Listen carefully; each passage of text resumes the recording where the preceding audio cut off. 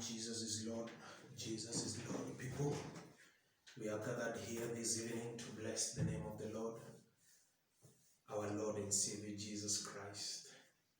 I'm here praying that you're well and thinking it twice that probably this evening we can share the word of God. The Bible says in the book of 1 John, chapter number 1, verse number 1, the Bible says that we have handled the word of life, which is our Lord and Savior Jesus Christ. And today I want us to handle that word, because it is that word that gives us life. Bwana asifiwe. It is that word that gives us life. So it reads, that which was from the beginning, which we have had. We have had it, which we have heard, which we have seen with our eyes. We have seen him, which we have looked upon, and our hands have handled of the word of life. You know, this moment, it is through that handling. For the life was made manifest, and we have seen it, and bear witness, and show unto you that eternal life, which was with the Father, and was manifested unto us. And today, as we open up the pages of life, the word of God, the Bible, as we share the word of God, I know you'll be blessed. Even as I continue doing my series on the remnants. And today I just want to share with you the word of God on a topic entitled The Rise of the Remnants. The Rise of the Remnants. I'm convicted, I am beyond conviction that God is working something. Probably you are there, you're wondering who is a remnant, or what is a remnant? And when you do a research, you find that a remnant are people that are left after a destruction or a pandemic, but somehow they are preserved from that catastrophe. And as you see, when God does that, or when God raises up somebody, that somebody, he does not just do it for the sake of it, but he brings that somebody to either redirect the challenge, correct the challenge, save the people of God. And so in the Jewish setup, they used to talk more about remnancy as the ruins that have remained. But in this case, I'm talking to you about a people. I'm talking about a person. I'm talking about the word of God in the book of Romans, chapter number 8, from verse number 18. Let us read it, because this has been the central verse or chapter of what I'm talking about, the manifestation of the sons of God. Today I'm talking about the rise of the sons of God, because our everyday life, and especially this season, is a season whereby there is too much darkness, there's too much gloom, there's too much giving up. It's like the forces of hell have rose themselves up and are tearing people one by one. But I am here to announce good news to you that God is not caught off guard, that God is releasing a machinery of people, of saints, of preachers, people that are anointed with the oil of God, the oil of gladness. The Bible says, because thou hast hated wickedness, therefore God thy God has anointed thee with the oil of gladness. There is an oil that is coming about this season to deliver the people of God from this circumstance, from this darkness. Yes, the Bible says that great darkness has covered, has enveloped the earth. And sometimes you're looking and you're wondering, for how long is this going to take all to go on? For how long? And I want to talk to you and encourage you that there are people out there, and I'm talking to those people because the hour, the season is here to rise up and manifest the glory of God. Hallelujah. Bwana asifiwe. So I start by reading the word of God in the book of Romans, chapter number 8. I will start from verse number 18, because the worst thing that you can do as a human being is to give up on hope. God is alive. God is working. I have seen miracles in this season. I have seen God working. I have seen God deliver. I have seen very, very big forces visit and try to intimidate my calling. I know that there are so many of us there, but I'm here to encourage a brother and tell you there is a solution for that challenge. There is a solution for that setback. There is, and that solution is found in God. But God has always made it clear that I want to work through you. I want to work through you. You are my son. And the Bible reads in the book of Romans chapter number 8 from verse number 18. And it starts by reading, "For I reckon that the sufferings of this present time are not worthy to be compared with the glory which shall be revealed in us." I'm talking to a people that are going through the valley, and yet you are a believer in Christ Jesus, and yet you are caught into a web of confusion. But I want to bring you to terms that there is a glory that is awaiting you on the other side. There is a glory that it is not only waiting on you on the other side, but that glory is locked up within you. There is a glory. It says that, "For I reckon the sufferings of this present time are not worthy to be compared with the glory which shall be revealed in us." There is a glory that is only waiting for time. And that glory is going to be manifested. He goes on and says, "For the annexed expectations of the creature waited for the manifestation of the sons of God." Yes, for the creature was made subject to vanity, not willingly, but by reason of him who had subjected the same in hope, because the creature itself shall be delivered from the bondage of corruption into the glorious liberty of the children of God. It means that there is a corruption that has been eating and frustrating probably your effort. There is a corruption. There is a law of life and death. And there is a law of corruption. Whatever you do, whatever you try, it has been eaten, it has been broken. You know, this evening my wife shared with me about some young men. We were in a conference trying to make a kobo, some money here and there. And these young men have come all the way from Dandora. You call that probably 40 kilometers. All the way to Thika. And on their way they decided, let's take a motorbike. And as they took a motorbike, they are riding, they are coming because an opportunity to make an extra cash has presented itself. But then on their way coming to make money, their motorbike falls. And it just gets spoiled from nowhere. Yet when they began the journey, it was okay. Okay, it's a coincidence, it has spoiled. Let's assume it's a coincidence. They therefore choose, let us go to the nearby guy, and since we do not have money, let's call somebody who can loan us money so that we can buy appropriate tools to repair our motorbike, that we may go and make money.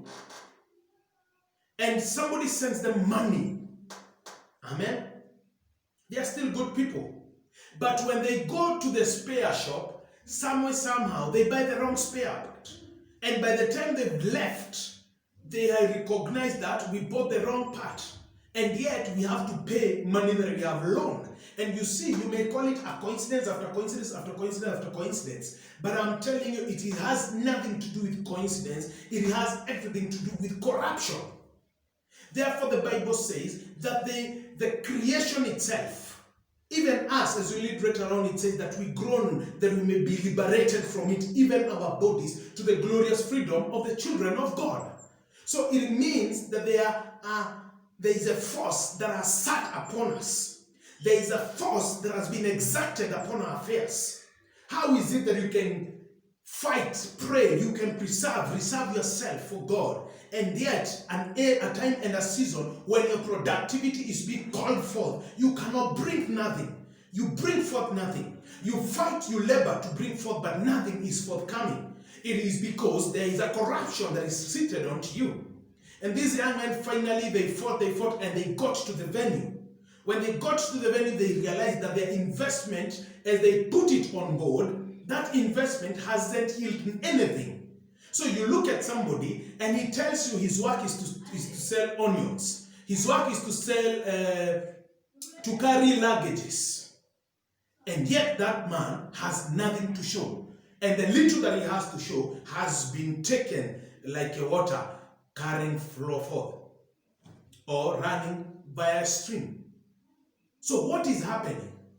It is an indicative. There is a corruption that is exacted upon that young man. But you see, that young man may have gone to God, talked to God, talking to God, and no problem or no solution is forthcoming. So what happens? That is where we come and we introduce what we call the sons of God. But you see, it is one thing to introduce the sons of God. It is another thing for the sons of God to take the baton that God has put upon them and run with it. Bwana asifiwe watu wa Mungu. It's such a frustrated life. And right now, you look at the world, we are in 2020, we all know COVID-19 has paralyzed most of our businesses. We were casualty of the same. But because we serve a living God, He's opened up avenues. And here we are, doing better than even before COVID-19. Why? Because the Bible says that, and Isaac harvested 100-fold during the wilderness. 100-fold. He planted and he harvested 100-fold because his faith was anchored unto Jesus Christ, unto God Almighty. Today I'm talking to somebody, but I'm also bringing to light that there is what we call corruption. And corruption is seated upon many people. That is why many people are crying. That is why many people are in tears. Why? Because there is a corruption that is actively engaged. And the problem is not the corruption, but the problem is that God has given us an antidote. But the people that have been entrusted with the antidote, they are quiet. They are quiet. Right now we have offices. I say they are positional, but they are not functional.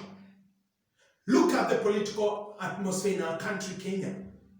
Nothing is happening. It is all about the next level of glory, the next level of reign, and therefore the normal monarchy is left alone. But the Bible comes and gives us a remedy. And that remedy is what we are calling the remnants, the sons of God. Are people that God has poured His oil upon and has called them to bring His solutions to mankind. But what happens when they choose to be quiet? What happens when the system or the other kingdom of darkness intimidates them and they take a back step backward? Then it means that humanity is constantly subjected to corruption, pain, and loss. And that is why this evening I'm here to call you my brother and my sister. You, when you see a broke person, you empathize. You, when you see a sick person, you ask yourself, why is Jehovah Rapha, the God who sends forth His word and heals His people? You, when you see somebody who is hungry, you wonder, what can I do and satiate the appetite of that person? It is you I'm talking to. Because within you, the seed of God Almighty is locked up within you. And it is you that I'm calling the sons or the remnants. God is waiting for you, my brother and my sister, to awaken up and deliver His people from the corruption that is of the world. So the Bible says that this corruption, the earth was subjected to a corruption not of its own liking. But God says there's a glory that is going to be brought forth. And that glory will be brought by you, the remnant of God. Bwana asifiwe. I can tell you can even feel the atmosphere. There is war. That is why you can find that the government can go quick and open clubs, hotels, but it can't open a church. Now, let's be fair. When the government says that between 13 to 58 years are the people. Now, the between 13 and 40 years, 45, that is the reproductive age. It is an age of people with children at home who will come and leave the children at home. And there is a blow towards the church. It is a ploy to bring down the gospel of Christ Jesus. But I'm telling you, we are coming. We are rising in the name of Jesus Christ. We shall be reaffirmed very soon in the name of Jesus Christ. So that is why today I want to share with you the remnants. I've told you there are people who are left behind. So God comes and says, remnants, where are you? Because you are the earthen vessels, according to the book of 2 Corinthians chapter number 4, verse number 7. That you are the earthen vessels where the power of God resides with. That may be known. You know, when in matope, you are clay. But the power of God resides within you, that it may be known. It is not your doing, but God Almighty. The people are going to be delivered from poverty. The people are going to be delivered from barrenness. The people are going to be delivered from sickness and COVID-19 and all manner of infirmity and sicknesses because of you. But when people look at you, they will see you are nothing. That all glory may go back to God, because it is not us who do it. It is God Almighty. Bwana asifiwe. So today I am talking to you to rise up. Today I'm calling after you, rise up. We are waiting on your manifestation. We are waiting on you to manifest the God that you have believed into. You know, I can give you testimonies upon testimonies. I have wrestled with demons here and there. I have wrestled with financial challenges here and there. But I'm telling you, just as difficult as the journey has been, so has it been many of us. But today we are coming to announce that we are no longer going to be victimized anymore. That there are people that are going to rise up, that you are going to rise up and speak the word of God and defend the kingdom of light and manifest that same light in the name of Jesus Christ. So, what do we need to do? The first thing that we need to understand is to differentiate between who is a son. Because it says the rise of the sons of God. The rise of the remnants of God. Because today, I can even hear my child crying, 2 years, going to 2 years crying. And the Bible says categorically in the book of Galatians, chapter number 4, verse number 1, there is a child, though he be owner of everything, he is still a child, and his capacity or his status equals to that of a servant. Though he owns everything, he cannot be entrusted to the estate of the father. And unfortunately, majority of us are children. Are children. We call them nepios. In the things to do with the spiritual realm, they are children. And as a byproduct of that, they are victims of what the enemy is doing. They are victims of decaying. The forces that have been put to be by the enemy, they have become victims. So you may be 16, but you're a child where the things of God are concerned. Therefore, you become a victim to the elements of the world. One thing is sure, the devil wants you to be under. As a child of God, the devil wants you to be under the jaw of poverty. So you can't just go about and say it is the Lord's will. It's, that means you are a child. Therefore, God cannot entrust you. Are you wondering why God is not coming through? Are you wondering why God cannot entrust you with a mission? It is because the faculties that you have are childlike.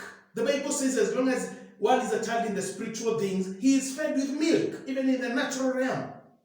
So, you ask somebody, do you know the word of God is in two formats? They don't know. But you see, it takes the spoken word to get a breakthrough. But somebody doesn't know the word, therefore they can't speak the word. How do you beat the enemy? So you become under the corruption that is in this world, that is of the devil. Not of your own liking, but you are under it. You've been subjugated. That is why I'm coming as the remnant of the Most High God and telling you, wake up, my brother. Study the word of God, because as long as you are a child, you are given to tutors to train your faculties that they may grow. But now, when we talk about a son, we are talking about somebody who has grown. We are talking about somebody who has knowledge. We are talking about somebody that I can look and give them power and authority to execute a given mandate. That's a son. We call them in the Greek term huios. They have been brought up. They can run the company. I can go and sleep knowing that my son is running my affairs correctly. I can go on a journey and leave them to run my company. I can go on a journey and let them govern the ministry. Why? Because in the things of the spiritual realm, they have matured. So Paul says, you do not give them milk, you give them meat. Because now, the state that they are in, they need food that can harness their functionality. Bwana asifiwe. So, at this moment, you are there. You have longings. Paul writes in the book of Romans chapter number 10, that my beloved, I can see clearly. I can behold that you have zeal. You have a zeal to serve God. You have a zeal to pray. You have a zeal to cast out demons. You have a zeal to prophesy. You have a zeal to start up churches. I can bear witness, Paul speaking, the chief of apostles, saying of his people Israel, I can see that your zeal is true, but your zeal is void of knowledge. You don't have knowledge, and because of that, you are a child, and as long as you're a child, you are under the elements of this world.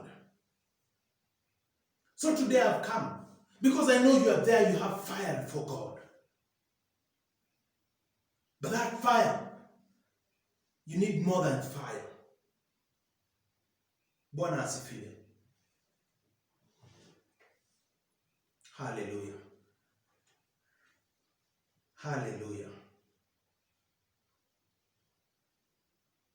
So as the fact that God can give you responsibilities, it means you are a son.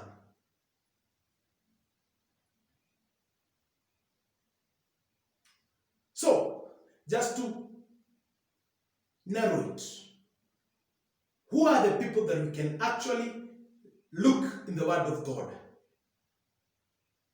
and confirm them as true sons of God? Who? Who? Because through knowledge, you rise. Through knowledge, you rise. Be it in the realm of the physical or the realms of the spirit. Through knowledge, you rise. And today, I want to bring to you four persons. And as you will find them, these guys, they were no joke. You know? Galatians 4:3 says, because you're a child, you are under the elements of the world. Romans 8, verse number 18, henceforth says that you are subjected under the elements and therefore in need of a son. When the manifestations of the sons comes, then they rise up to your deliverance. That is why in every generation, God must raise a remnant. God must raise a son in every generation. God must preserve a remnant in every generation. Because every generation to God is worth saving in Jesus' name. Bwana asifiwe watu wa Mungu. So, what are these four persons? Number one is our papa, our dad, Abraham. Because true sons or true remnants, they don't just sit down and see the enemy eat up people. They don't just sit down. They don't just sit down and just look at the enemy eat up people. True sons don't do that. They are so convinced and so troubled for a solution. They are so troubled for a solution. One is Papa Abraham. The Bible says he read that his nephew Lot had been arrested by an invasion that took place in Sodom and Gomorrah. And Papa Abraham, the Bible says he was brought news and he heard that his nephew Lot was arrested and had been taken captive. Papa Abraham didn't just sit down. You don't just see somebody has just fallen and is capsizing and you just think of medical situations. That should be secondary. Your first assignment as a remnant is to speak the name of Jesus Christ and to bring forth healing. Later on, let them deal with the medical issue later on. Amen? Yes, I have testimonies. I was driving in Kasarani and I found someone who's capsizing under what do they call it? Epilepsy. He wouldn't take 2 steps. I stopped. I went, I prayed over him, I cast that devil. Later on, I left. I found in my inbox, somebody had written, Pastor Alfred, after we prayed for that man, he walked straight all the way home. I didn't know the man. I didn't even know the person who gave the testimony. But as a son of God, I couldn't see decay take effect and do nothing about it.